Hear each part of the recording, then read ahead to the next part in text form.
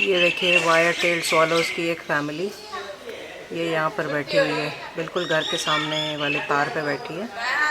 और कल से धुंध होनी शुरू हो गई है, ठंड थोड़ी सी बढ़ रही है। अभी भी हालांकि कमरे के अंदर तो पंखा चल रहा है और कॉटन ही पहन रहे हैं लोग, अभी वुलन पहनने लायक सिचुएशन आई नहीं है।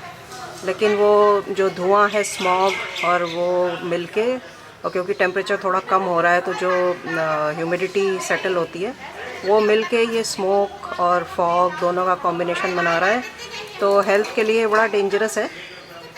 और अब धीरे धीरे ठंड बढ़ेगी तो और ज़्यादा लोगों को अपने सेहत का ध्यान रखना पड़ेगा। तो ये देखिए अब विंटर की शुरुआत है, लेकिन अब शूट करने के लिए मैं निकलूँगी थोड़ी देर में, लेकिन कोई फ़ायदा नहीं है 10:30-11 से पहले जाने का, क्योंकि कुछ दिखाई नहीं देगा। धूप तो निकलेगी बाद में, कल भी निकली थी, लेकिन उसके लिए थोड़ा सा वेट करना पड़ेगा। दोस्तों अभी सुबह के 11 बजे हैं और 11 बजे भी देखिए धुंध कुछ खास कम नहीं हुई है। और ये पर्पल हेरन यहाँ पे बैठा हुआ है आपके स्वागत के लिए ईगल टोल प्लाज़ा के पास।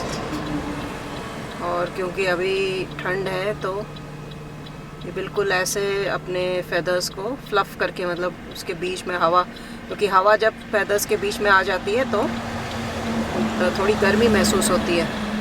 जो हमारे गर्म कपड़े होते हैं वो भी गर्मी इसी मतलब जो कॉन्सेप्ट है, जो ये आधार है गर्मी देने का, वो यही है कि उसके बीच में हवा की लेयर ट्रैप हो जाती है, तो उसकी वजह से वो गर्मी देते हैं। तो ये पर्पल हेरन तो इधर है ही, दूसरे पेड़ पे मेरे ख्याल से पॉन्ड हेरन भी हैं। अभी थोड़ा सा बाहर निकल के फिर शूट करती हूँ। ये हेरन अभी भी यहाँ पर बैठा हुआ है और दूसरे पेड़ पर इधर जो है एक पॉन्ड हेरन है।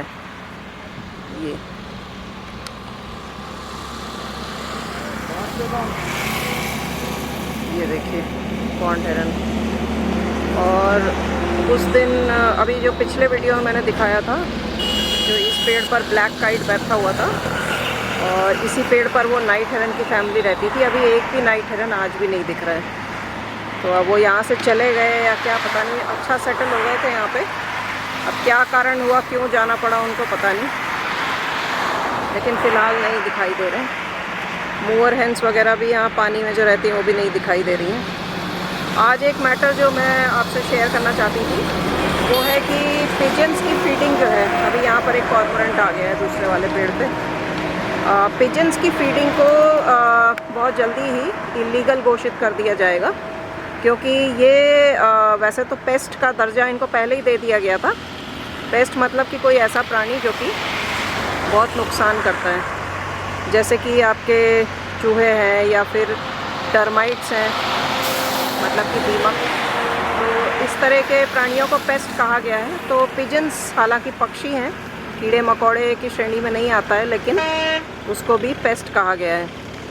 ये एक बार तो मुझे ग्रे हेरन लग रहा है, इसके सर पे एक काला सा पैच दिख रहा है, लेकिन देखती हूँ स्क्रीन पर डाल के इसको क्या है। तो ये देखा गया है कि क्योंकि इनकी फीडिंग बहुत ज़्यादा करने लग गए लोग, तो इसकी वजह से ये इतना ज़्यादा पनप रहे हैं कि जो दूसरे पक्षी हैं इनके कंपैरिजन में, जैसे कि आपके मैना हो गए या बुलबुल हो गए या वो सब इतने नहीं, पिजन्स का बहुत ज़्यादा बोलबाला हो गया है। शहरों में, ऑफिसेज में, हाउसिंग कॉम्प्लेक्सेस में, हर जगह ये पिजन्स जो हैं ये इकट्ठा हो जाते हैं। और जो इनकी ड्रॉपिंग्स होती हैं, उस ड्रॉपिंग से इंटरस्टिशियल लंग डिजीज़ होती है। तो हो सकता है बहुत कम परसेंटेज लोगों को होती होगी, लेकिन जो जिनके भी सांस की नली में ये ड्रॉपिंग्स जो है वो सांस के साथ चली जाती हैं, क्योंकि ये बिल्कुल आपके जैसे जब माइन्यूट ड्रॉपलेट्स के फॉर्म में आ जाती हैं, तो उसी तरह जैसे कोविड फैलता था या कोई भी इन्फेक्शन फैलता है, ड्रॉपलेट इन्फेक्शन, तो इसमें भी वही चीज़ होती है।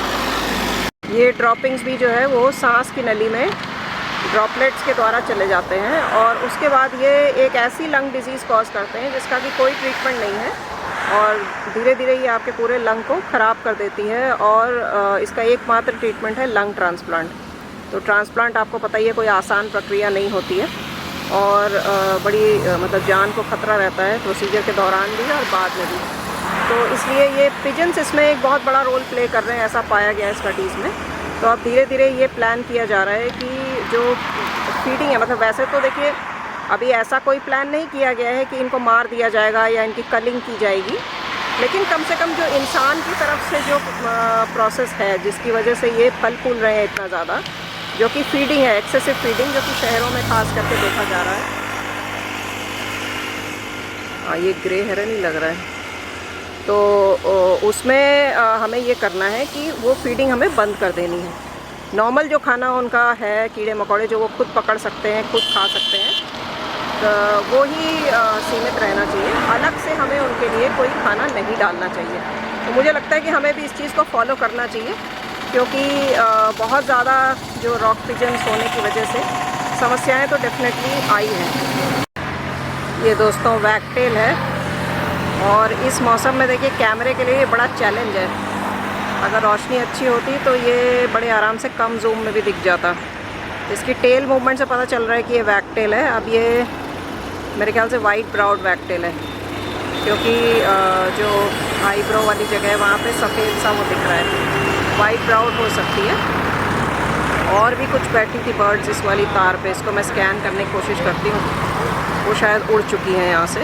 एक ईग्रेट भी उड़ के गया अभी। उसके अलावा फॉग के बियॉन्ड क्या है वो कुछ नहीं दिखाई दे रहा। तो जितना सामने विजन में है बस उतना ही दिख सकता है हमें। और यही इसका चैलेंज है। अब देखिए ये मौसम पूरा जो है इसका चैलेंज शुरू हो चुका है। ऊपर वाले तार पे कुछ बर्ड्स और हैं, हो सकता है वैगटेल्स ही हों। यहाँ पर पाइट किंगफिशर्स भी रहते हैं। वैगटेल्स वैसे हमारी हाउसिंग सोसाइटी में भी घूमते रहते हैं, उनकी आवाज़ भी आ रही है, सुबह से ही आ रही है। अभी सुबह स्वॉलोज़ मिल गए थे सामने वाली तार पर ही बैठे हुए। तो सिट्रीन वैगटेल भी यहाँ पे आई हुई है। ये मेरे ख्याल सिट्रीन वैगटेल है जो ऊपर है, और इस तरफ भी एक और है। तो अब विंटर सीज़न में बर्ड्स तो बहुत सारी दिखाई देंगी, लेकिन चैलेंज ये होगा कि फ़ोटोग्राफी के लिए कंडीशंस कब आइडियल होंगे, तो वो कुछ पता नहीं होता उसका। और इसीलिए बर्ड वॉचिंग में चैलेंज होता है, कम लोग पसंद करते हैं इसको। मुश्किल भी होता है, पेशेंस की भी बहुत ज़रूरत होती है। लेकिन आप लोग जितने लोग मेरा चैनल देखते हैं उनसे मेरी रिक्वेस्ट है, एक बार फिर से, पहले भी मैंने कई बार अपने वीडियोज़ में कहा है कि जब आप मेरे वीडियोज़ देखते हैं, उनको लाइक करते हैं, उन पर कमेंट करते हैं, तो ज़रूर उसको शेयर भी किया करें, क्योंकि हमें नहीं पता कि किसको इंटरेस्ट है। और तो हो सकता है कि आप अपने ग्रुप में शेयर करें, वहाँ पर किसी को बहुत इंटरेस्ट है बर्ड वॉचिंग में, और वो उसको देखकर वो आगे अपना भी मतलब नॉलेज भी बढ़ा सकते हैं, अपना कुछ शुरू भी कर सकते हैं, अपना भी एक ऑब्जर्वेशन का वो बना सकते हैं। एक रिकॉर्ड बुक आप लोग मेंटेन करिए। जो लोग इंटरेस्टेड हैं बर्ड वॉचिंग में, वो एक रिकॉर्ड बुक ज़रूर मेंटेन करें कि आपने क्या क्या बर्ड्स देखे। और उसी तरह से जब आप वो मेंटेन करेंगे तभी आप ये समझ पाएंगे कि ये जो आपने बर्ड्स देखी हैं ये किस फैमिली की हैं, किस ऑर्डर की हैं। देखिए ये हेरन या स्टॉक कुछ है, थोड़ा आगे जाके इसको देखती हूँ। तो बड़ा इम्पॉर्टेंट है रिकॉर्ड मेंटेन करना, और सिटीज़न साइंस का भी हिस्सा बनिए आप।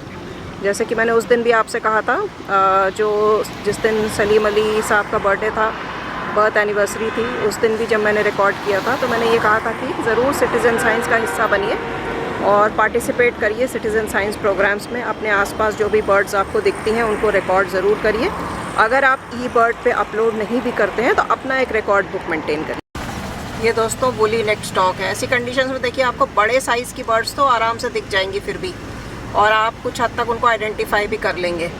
लेकिन प्रॉब्लम होती है छोटी बर्ड्स के साथ, जब तक कि वो आपके बिल्कुल पास में नहीं बैठी हो। तो वुली नेक स्टॉक का नेस्ट है रोड के दूसरे साइड पे है, जहाँ पर वो हेरन वगैरह कॉर्मोरेंट्स बैठते हैं। वहाँ पर एक बिजली का टावर है और उसी पर इनका नेस्ट है। उसमें बच्चे भी थे और मेरे ख्याल से बड़े हो गए होंगे, क्योंकि पिछली बार नेस्ट में बैठा हुआ मुझे कोई नहीं दिखा। तो वुली नेक स्टॉक की भी स्ट्रेंथ यहाँ पे काफ़ी अच्छी है।